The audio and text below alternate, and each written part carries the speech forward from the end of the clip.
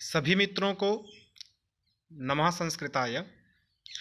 आइए मेरे एक मित्र के अनुरोध से कि उसकी परीक्षाओं में कुछ सूक्त लगे हुए हैं, उन सूक्तों को पढ़ा जाए। तो आज मैंने सूक्त की इस परंपरा में सबसे पहले ज्ञान सूक्तों को उठाया, क्योंकि ज्ञान जो है वही सबसे ऊपर है। ज्ञानेन हीनः पशुभिः समानः, कि ज्ञान से जो व्यक्ति हीन होता है वो पशुओं के समान होता है। वैसे तो ये सूक्त जो है वो नेट जेआरएफ की परीक्षाओं में भी लगा है। इसके बाद एमए के या पीएचडी के जो एंट्रेंस एग्ज़ाम किए जाते हैं उनमें भी लगा है, टीजीटी पीजीटी के परीक्षाओं में भी लगता है। तो आज हम इस ज्ञान सूक्त के बारे में चर्चा करेंगे, इसको देखेंगे कि इसमें किस प्रकार से अर्थ किए जाते हैं, इसका ऋषि कौन सा है, देवता कौन सा है, छंद कौन सा है, इसके बाद इसमें कितने मंत्र हैं। ठीक है, तो आज हम इन सारी की सारी बातों को इसमें देखेंगे। और आज ये सूक्त का पहला दिन है, तो हो सकता है ये सूक्त जो है वो आज पूरा ना हो, तो घबराने की बात नहीं है। मैंने क्या कहा था कि जितना मेरे से बनेगा, जितना मैं जानता हूँ, जितना मैंने गुरुजनों के पास बैठ के सुना है, जाना है, उतना मैं कराऊंगा। और ज़रूरी नहीं कि मैं सारा ही करा दूं, और ये भी ज़रूरी नहीं मैं कुछ भी ना करा पाऊँ। दोनों प्रकार की अवस्थाएं हैं। तो चलिए आज हम जो हैं उस ज्ञान सूक्त के बारे में थोड़ी सी चर्चा करेंगे आपके सामने, परीक्षा की दृष्टि से भी। और परीक्षा में प्रायः करके सायण भाष्य के अनुसार ही पूछा जाता है कि इसमें सायण ने क्या अर्थ किया है, सायण भाष्य के अनुसार इसका क्या अर्थ बनेगा। ठीक है, तो वैसे तो इसमें भी अर्थ दिया हुआ है नीचे, तो उस अर्थ को हम ना लेकर जो सायण ने अर्थ दिया है और जो अर्थ ठीक भी लगता है, सही अर्थ लगता है, यथोचित अर्थ है, उसी अर्थ पर हम चर्चा करेंगे। देखो, ज्ञान जो है उसका एक बड़ा महत्व है। ठीक है, स्वयं कहा गया है सर्व ज्ञानमयो ही सह, मनुस्मृति में कहा गया है सर्व ज्ञानमयो ही सह। ठीक है, अर्थात सर्व ज्ञानमयो ही सह, जो सह मतलब वेद, वह जो वेद है वो सर्व ज्ञानमय, अर्थात संपूर्ण ज्ञानमय है, संपूर्ण ज्ञानमय। संसार का जितना ज्ञान है वो वेदों से ही प्रभावित है और वेदों से ही निकला हुआ है। ठीक है, क्योंकि वही सबका आधार है। और अगर इसको हम आधुनिक इतिहासकारों की दृष्टि में भी माने, तो जब ऋग्वेद का उदय मानते हैं वो लोग, ठीक है, जब ऋग्वेद को वो मानते हैं कि ऋग्वेद जो ऋग्वैदिक काल मानते हैं कि ऋग्वैदिक काल था। ऋग्वैदिक काल कब होता है, तो हड़प्पा के बाद जो है वो ऋग्वैदिक काल आता है। तो ऋग्वैदिक काल, वैदिक काल दो प्रकार का है, ऋग्वैदिक काल, उत्तर वैदिक काल। तो ऋग्वैदिक काल जो है वो ऋग्वेद से प्रारंभ होता है। ठीक है, और ऋग्वेद ही सबसे प्राचीन पुस्तक है, प्रथम पुस्तक जो ऋग्वेद है। ठीक है, तो इस ऋग्वैदिक काल में भी अपनी एक व्यवस्थाएं थीं, तो यहाँ पर भी ज्ञान को जो है वो प्रधान माना गया है। इसी सर्व ज्ञानमयो ही सह, अर्थात तो जो वेद है वो सर्व ज्ञानमय है, अर्थात सब कुछ वही है। तो ज्ञान जो है इसकी महिमा से हम सभी परिचित हैं।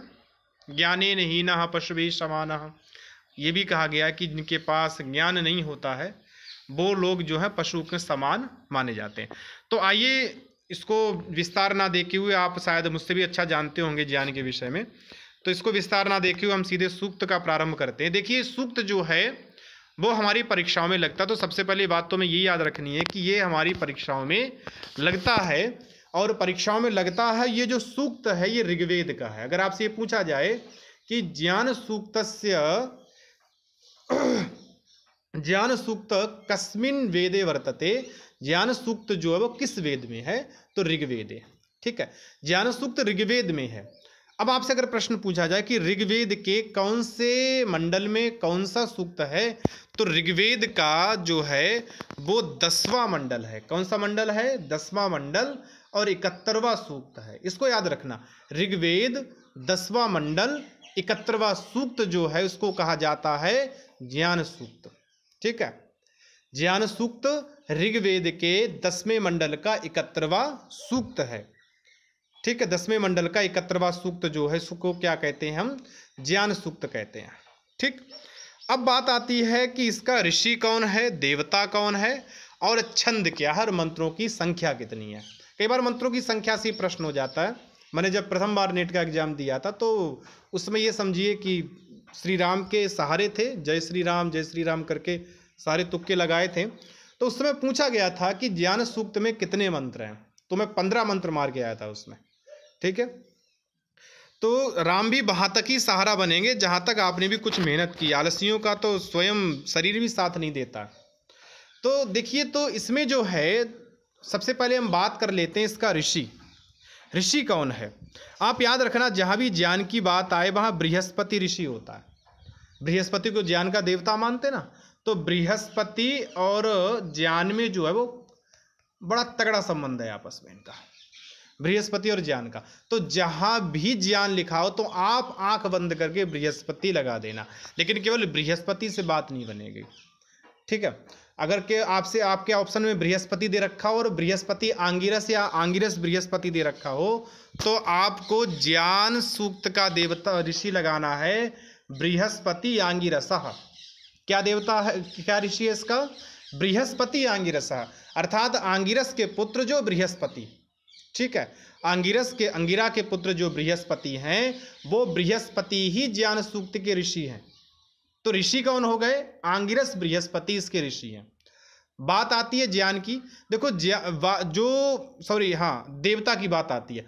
तो देवता जो है इसके बारे में निरुक्त में एक बात कही है कि यत काम ऋषि यस्याम देवतायाम आर्थापत्यम इच्छन स्तुतिम प्रयुंक्ते तद दैवतो समंत्रो भवति। ऐसा करके एक वाक्य आता है दैवत कांड में कि ऋषि जो हैं यस्याम देवतायाम अर्थापत्यम इच्छन, जो अर्थ चाहते हैं, जिस अर्थ के वो अर्थपति बनना चाहते हैं, उसके कारण से जिस देवता की स्तुति करते हैं वो देवता उस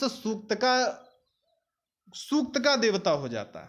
ठीक है, अब यहां पर जो स्तुति की गई वो ज्ञान की स्तुति की गई है। ठीक है, अब ज्ञान की स्तुति की गई तो इस सूक्त का देवता क्या बनेगा? ज्ञान देवता बनेगा। बन गया आपके सामने ज्ञान देवता। जो स्तुत्य होता है विषय वो देवता होता है उसका। ठीक है, जो स्तुत्य विषय होता वो क्या होता है? उसका देवता होता है। तो फिर एक बार देख लीजिए, ऋग्वेद का सूक्त है। ऋग्वेद में 10वें मंडल का 71वां सूक्त है। इसका जो ऋषि है वो बृहस्पति आंगिरस है। इसका जो देवता है वो ज्ञानम देवता है। ठीक है, अब बात आ जाती है छंद। छंद कौन सा है? क्योंकि आजकल जो प्रश्न आ रहे हैं वो इस प्रकार से आ रहे हैं, वो जोड़े में आ रहे हैं। मान लीजिए पूछ लिया जाएगा ज्ञान, जोड़ा बनाइए, ज्ञान प्लस त्रिष्टुप, एक ऑप्शन ज्ञान, दूसरा त्रिष्टुप, अनुष्टुप जगति। तो ज्ञान और त्रिष्टुप जो है उनका मेल है, क्योंकि ज्ञान देवता है, त्रिष्टुप छंद है। तो छंद के बारे में अगर हम चर्चा करें तो इस मंत्र का या इस सूक्त का जो छंद है वो है त्रिष्टुप छंद है। ठीक है, छंद कौन सा है? तो छंद है त्रिष्टुप। फिर से देखिए, ऋग्वेद के 10वें मंडल का 71वां सूक्त है। बृहस्पति आंगिरस ऋषि है, ज्ञानम देवता है, त्रिष्टुप छंद है। लेकिन इसके 9वें मंत्र में जो छंद है उसे कहते हैं जगती छंद। कौन सा छंद है? जगती। ठीक है, तो बाकी मंत्रों में तो त्रिष्टुप है, लेकिन 9वें मंत्र में जो छंद है उसे क्या कहेंगे? उसका नाम है जगती छंद। 9वें में जगती है। अब बात आती कि टोटल मंत्र कितने, कुल मंत्र हैं, तो कुल मंत्रों की संख्या आपकी है 11 मंत्र हैं इसमें। ठीक है, अब एक बार इसको दोहरा लें फिर हम प्रारंभ करते हैं। तो ये जो है ज्ञान सूक्त जो है वो ऋग्वेद में है, ऋग्वेद के 10वें मंडल में है, 10वें मंडल के 71वें सूक्त में है। इसका जो ऋषि है वो बृहस्पति आंगिरस है, देवता इसका ज्ञान है, छंद इसका त्रिष्टुप है, लेकिन 9वें मंत्र में जगती है और टोटल मंत्रों की संख्या इसमें 11 है। स्पष्ट बात है। चलिए अब हम आगे बढ़ते हैं। ठीक है, आगे बढ़ते हुए प्रथम मंत्र को देखते हैं। प्रथम मंत्र क्या कहता है? तो प्रथम मंत्र एक एक करके जितने भी मंत्र हो जाएंगे, आप 3-4 उतने मंत्र करेंगे और बाकी के मंत्रों को हम आगे वाले वीडियो में देख लेंगे। चलिए, ओम बृहस्पते प्रथमं वाचो अग्रम यत् प्रैरत नामधेयं दधानाः यदेषां श्रेष्ठं यदरिप्रमासीत् प्रेणा तदेषां निहितं गुहाविः। ये जो है ये इसका प्रथम मंत्र है। ठीक है, इसके अर्थ को देखते हैं। इस मंत्र में आपको ये बताया गया है कि वाणी जो है वो कैसे होती है, कितने प्रकार की वाणी होती है और किस प्रकार से हम वाणी को प्रयोग करते हैं। तो देखिए, इसका प्रथम जो पद है वो है बृहस्पते। क्या है? बृहस्पते प्रथमम वाचो अग्रम यत् प्रैरत नामधेयम दधाना। ठीक है, तो प्रथम पद है बृहस्पते और बृहस्पति यहाँ पर संबोधन है। और आपको पता होगा संबोधन में क्या होता है, हे बृहस्पति। ठीक है, बात क्या है कि बृहस्पति ने, सायण के अनुसार अगर हम अर्थ की बात करें तो सायण कहते हैं कि बृहस्पति ने क्या देखा कि विदित वेदार्थान बालकान दृष्ट्वा, विदित वेदार्थान बालकान दृष्ट्वा, अर्थात सायण बृहस्पति खड़े हैं और देख रहे हैं कि जो विदित वेदान बालक हैं, जिन्होंने वेद को जान लिया है, वाणी के यथार्थ स्वरूप को जान लिया है, उनको देखते हुए बृहस्पति आश्चर्य में पड़ गए। बोले वाह, ये वही बालक हैं जब एक एक डेढ़ डेढ़ दो दो साल के थे और जीन प्याजे के जब विकासों की प्रक्रियाओं से गुजर रहे थे तो पानी को मम कहते थे, लाइट को लप्पा कहते थे। ये वही बालक हैं जो नाना पापा मामा कहते थे और आज वही बालक हैं जो वेद के यथार्थ स्वरूप को जानने वाले हैं, वेद के गूढ़ अर्थ को जानने वाले हैं। ठीक है, तो इसीलिए बृहस्पति को ये आश्चर्य हुआ कि ये वही बालक हैं जो कभी वाणी का, जिन्होंने अपनी तरफ से नाम रख लिए थे, वस्तुओं के अपनी तरफ से नाम रख लिए थे। ठीक है, और माँ और बाप उन वस्तुओं के नाम को, उनके अर्थों को समझने लग गए थे कि अच्छा ये कहना चाहता है। और संज्ञानात्मक विकास की बात करें तो केवल इशारों से बातें करते थे और उन्हें कोई वस्तु चाहिए तो रोना प्रारंभ कर देंगे। ठीक है, कोई ना मिली तो रोना प्रारंभ कर देंगे। तो ये इशारा उनका रोने का, हाथ पर फेंकने का, खुशी में हाथ पर फेंकेंगे, भय में भय होने पर भौं चढ़ा जाएंगे। तो ये उनका जो था वो वाणी का प्रथम स्वरूप था। और इसी के बाद जब वो बालक जो वो बड़े हुए, उन्होंने वेद का अध्ययन किया, गूढ़ अर्थों को जाना, तो आज वो वेद के बड़े बड़े विद्वान हैं, शास्त्रों के वैज्ञानिक हैं। ठीक है, तो इस बात को देखकर बृहस्पति को बड़ा आश्चर्य हुआ। इसलिए बृहस्पति ये संबोधन में है। हो सकता है थोड़ा वीडियो लंबा हो जाए और आपको थोड़ा अर्थ थोड़ा ज़्यादा विस्तार हो जाए, मैं कोशिश करूँगा कम विस्तार की। तो बृहस्पति अपने आप को ही कहते हे बृहस्पति, आत्म संबोधन में यहाँ पर अपने आप को कह रहे हैं हे बृहस्पति। क्या है? कहते वाचः। ठीक है, वाचा ले लीजिए, वाचः। अब वाचा यहाँ पर षष्ठी एक का है। अब यहाँ पर स्थान षष्ठी मत ले लेना कि जी यहाँ तो स्थान षष्ठी हो सकती है, नहीं नहीं नहीं। देखो वाचा में हम वेद की बात कर रहे हैं तो वाणी का। ठीक है, बिल्कुल विभक्तियों से अर्थ हम सामान्य अर्थ लेके चलेंगे कतई। विभक्तियों का वाचः अर्थात क्या बोलते, वाणी का। ठीक है, वाणी का करे प्रथमम। प्रथमम वाणी का जो पहला, अग्रम अर्थात आरंभ था। वाणी का जो प्रथम आरंभ था। प्रथम आरंभ क्या था वो भी आगे बताएंगे। वाणी का प्रथम आरंभ वही था, ऐसे समझिए कि वाणी का प्रथमम अग्रम आरंभ वाचः वही आरंभ था। कौन सा आरंभ था? तो कहते हैं यत। ठीक है, यत मतलब जब, यत मतलब यदा अर्थात जब। जब कब? तो आगे कहते हैं कि यत अर्थात जब या प्राक या पहले क्या हुआ था, बोले कि नामधेयम। नामधेयम अर्थात जब पहले नामधेयम, नामधेय करके। ध्येय का अर्थ होता रखना और नाम का अर्थ होता नाम। नामधेय का अर्थ क्या बना कि नाम रख के। ठीक है, या नाम रख, ऐसा मान लीजिए। बालक अपने हिसाब से नाम रखता है, अपने हिसाब से चीज़ों को देखता है, अपने हिसाब से वस्तु को मेंटेन करता है। जीन प्याजे के अनुसार अगर हम बात करें तो जीन प्याजे भी इसी बात को मानते कि बालक जो है वो अपने आप अपना विकास करता है, हम तो उसके मात्र मार्गदर्शक होते हैं। तो इसलिए कहते हैं यत, जब नामधेयम, छोटे छोटे जब बालक थे तो वस्तुओं को नामधेयम अपने अपने हिसाब से नामधेयम दधाना, नामधेयम दधाना, अर्थात वस्तुओं के नाम रख कर, दधाना धारण करके। अब दधाना जो है ये शानच का रूप, अर्थात धारण करते हुए, नाम रखते हुए, नामकरण करते हुए।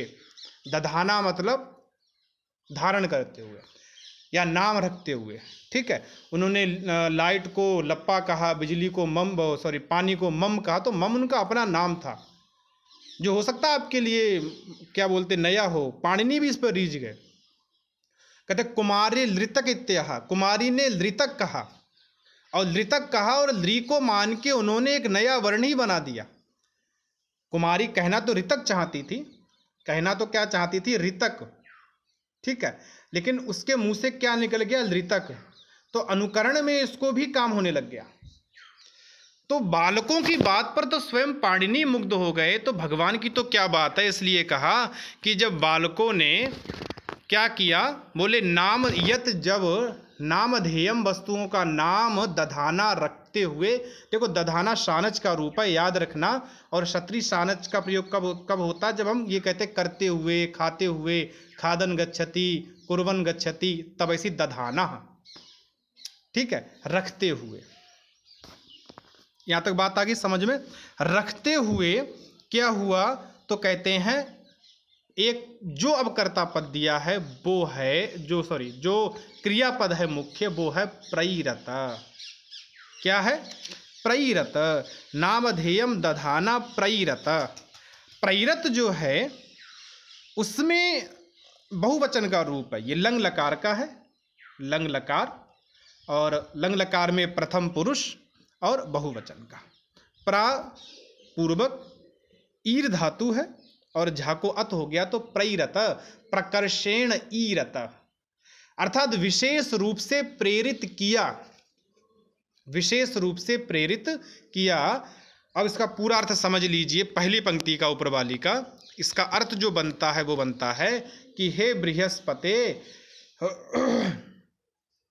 यदा, यहां से लीजिए, यत जब बालकः, बालकों ने वस्तुओं का नामधेयम, नामकरण, दधाना करते हुए, प्रेरित, प्रेरित किया। बोले वो क्या था, बोले वाचः, वाणी का, प्रथमम, पहला आरंभ, अग्रम आरंभ था। वो वाणी का पहला आरंभ था जब बालकों ने उनको बोलना प्रारंभ किया। परंतु अब आगे देखिए, अब बात आती है अगले पद की। अगला पद देखिए, बोले यद एशाम, यद एशाम, यहाँ पर संधि हो रखी है, यहाँ पर आपका रूप है यत और एशाम, ठीक है, ये आपका रूप है यत एशाम, यद एशाम। यत मतलब जो, ठीक है, यत मतलब जो। बोले यत एशाम, एशाम मतलब इनका, ठीक है, जो इनका। अब जो इनका मतलब क्या होता है, इनका मतलब वस्तुओं का, या इनका मतलब बालकों का। यत जो एशाम, इनका, श्रेष्ठम, अर्थात श्रेष्ठ, श्रेष्ठ मतलब सबसे उत्तम, ठीक है। यत एशाम, जो इनका, श्रेष्ठम सबसे उत्तमम, उत्तम, ठीक है, जो इनका सबसे श्रेष्ठ, सबसे उत्तम, इतना हो गया, ठीक। अगला फिर दिया है, अगला पद देखिए, फिर अगला पद दिया है इयत अरिप्रमा, ठीक है। इयत जो अरिप्रम, एक अरिप्रम रूप है, अरिप्रम। देखो यद का दा हो गया इसमें, और ये माँ जो है ये आधा कर लीजिए, अरिप्रम। देखो रिप्र का अर्थ होता है मलिन, रिप्र का अर्थ क्या होता है, मलिन, गंदा या अपवित्र, इसे कहते हैं रिप्र, ठीक है। वैसे रिप्र रिप धातु है, रिप गतौ लेपे, ठीक है, इससे रिप्र शब्द बनता है। तो रिप का अर्थ होता है मलिन या गंदा, ना रिप्र अरिप्र, अर्थात पवित्र, मलिनता से रहित। तो यद अरिप्रम अर्थात जो मलिनता से रहित है, मलिन नहीं है, गंदा नहीं है। और यत एषाम श्रेष्ठम, जो श्रेष्ठ है और मलिनता से रहित है। अरिप्रम अर्थात मलिनता से रहितम, जिसमें मलिनता नहीं है, ठीक है, जिसमें मलिनता नहीं है वह। अरिप्रम का अगर सायण के अनुसार अर्थ करें तो इन्होंने क्या कहा है, अरिप्रम अर्थात पाप रहितम, जहां पाप नहीं है ऐसा। और श्रेष्ठम का अर्थ दिया है प्रशस्यतमम, जो प्रशस्यतम है। और अरिप्रम का अर्थ किया है जो मलिनता से रहित है। आसीत, अब आसीत को तो आप समझते ही होंगे, आसीत कहाँ का रूप है। आसीत मतलब था, ठीक है। अब कौन था वो, क्या था, तो श्रेष्ठम अरिप्रम वेदार्थ ज्ञानम। क्या करना आपको, ये दोनों किसके विशेषण हैं, वेदार्थ ज्ञान के। क्योंकि बृहस्पति को इसलिए आश्चर्य हो रहा है कि जो बालक पहले नामधेयम दधाना थे, आज वो उनका ज्ञान जो है वो श्रेष्ठ है और पाप रहित है, ठीक है।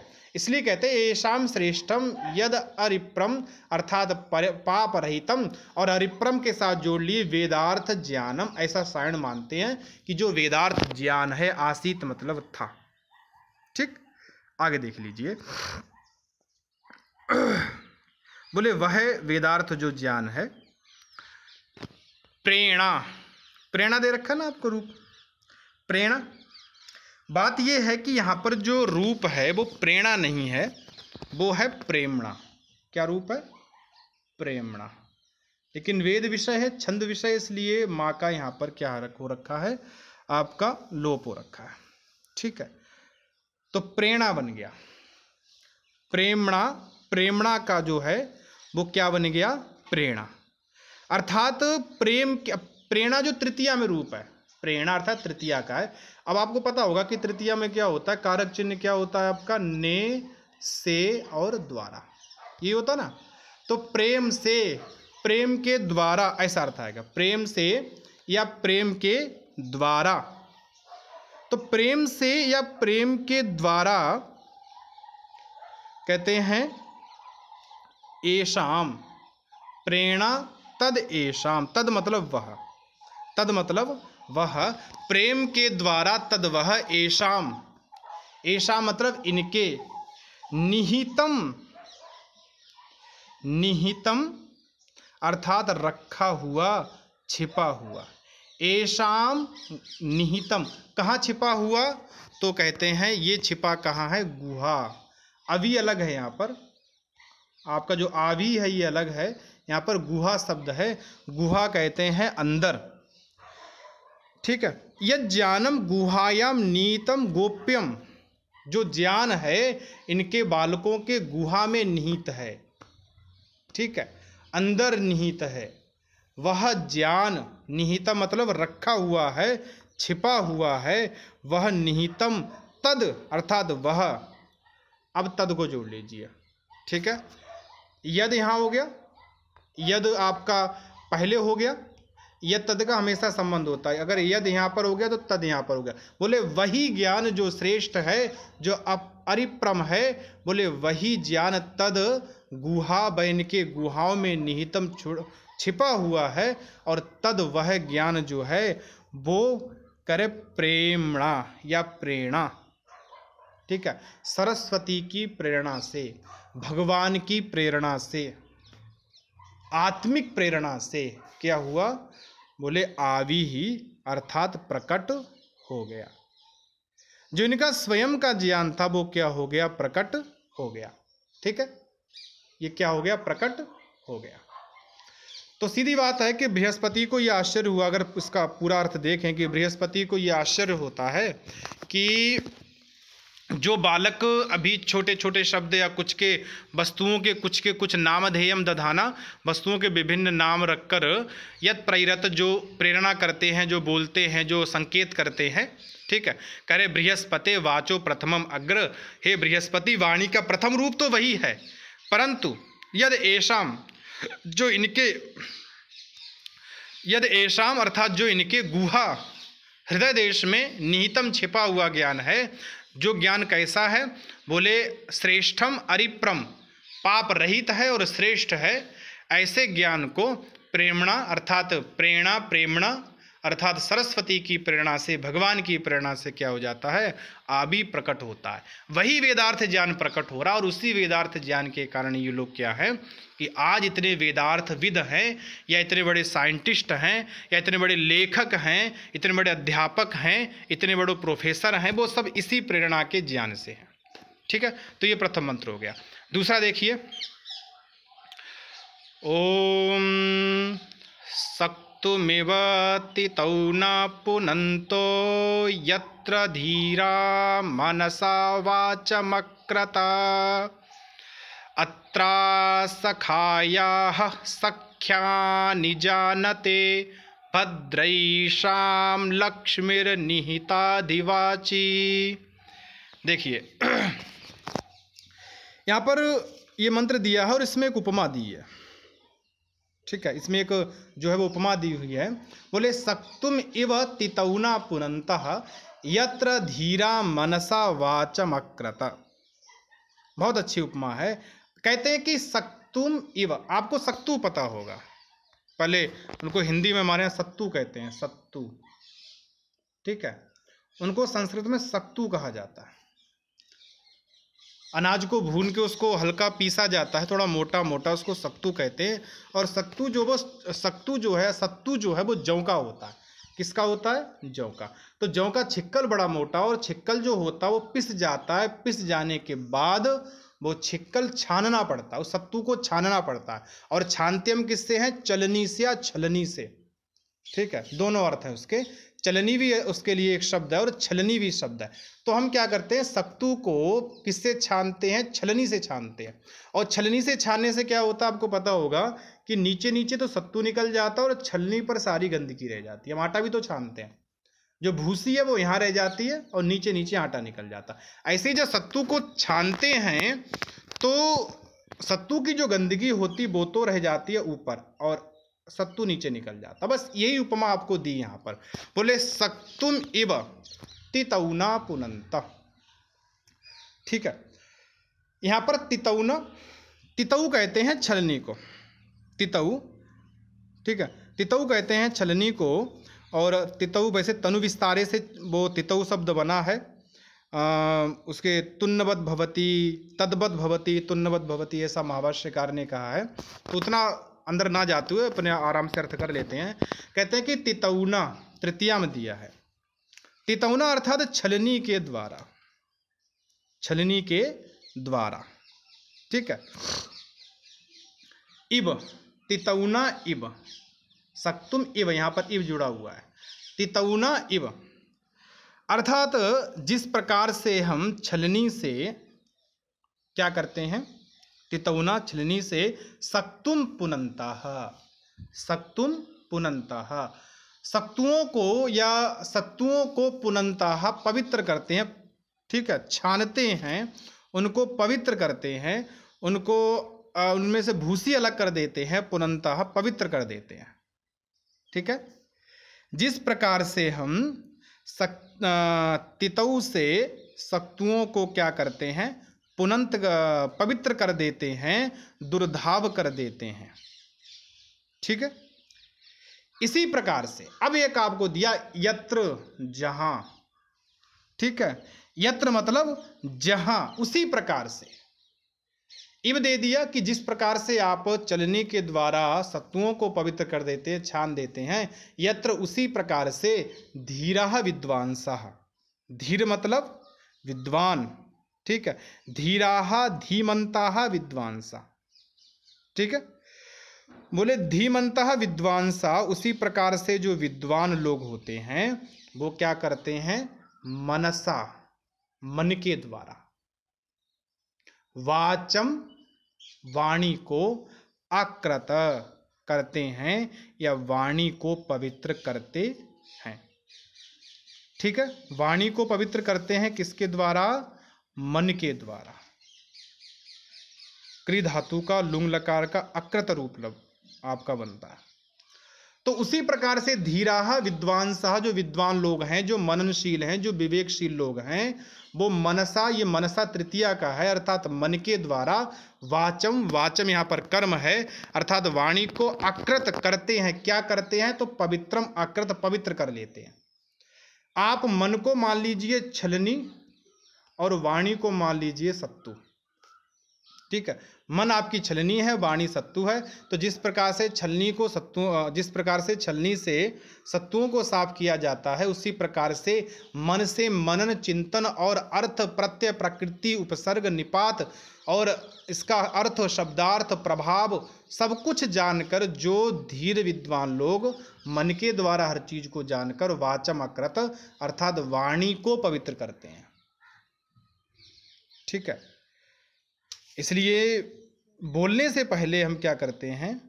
मन के द्वारा या मन में ये चिंतन करते कि जो हम बोलने जा रहे हैं उसका क्या प्रभाव होगा, क्योंकि वाणी का और मन का एक बड़ा घनिष्ठ संबंध है, ठीक है, बड़ा घनिष्ठ संबंध है।